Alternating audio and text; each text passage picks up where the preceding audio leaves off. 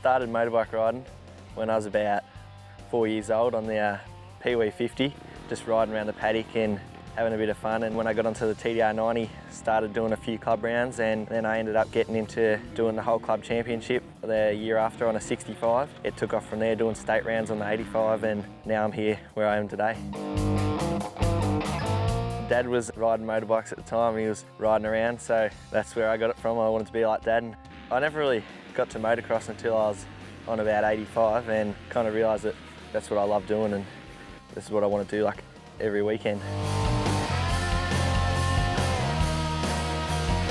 I used to ride a lot with Dad, like back when I was on 85 and that, but he's kind of hang up the boots a bit now. I usually only get to ride with him a couple times a year.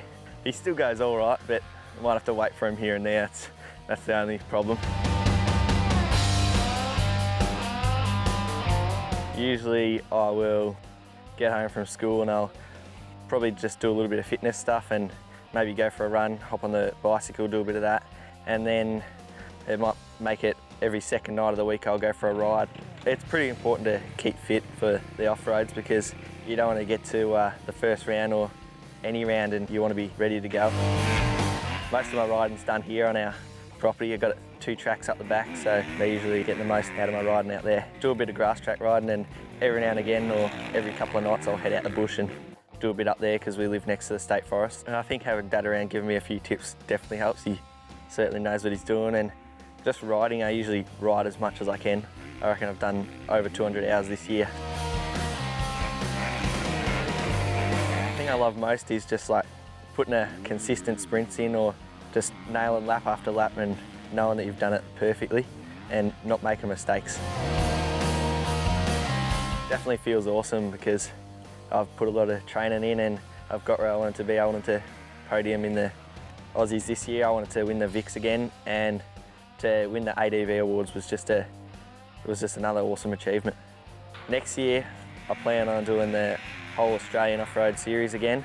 I'll be in the under-19s class there, and for the Victorian Off-Road Championships I'll be in the E1 class, and also I'll be doing the Hatter Desert race again and just a few one-off small events and that. My goals for next year definitely to try and podium in the under-19s class in the Aussies and try and podium in the Vic Off-Roads as well.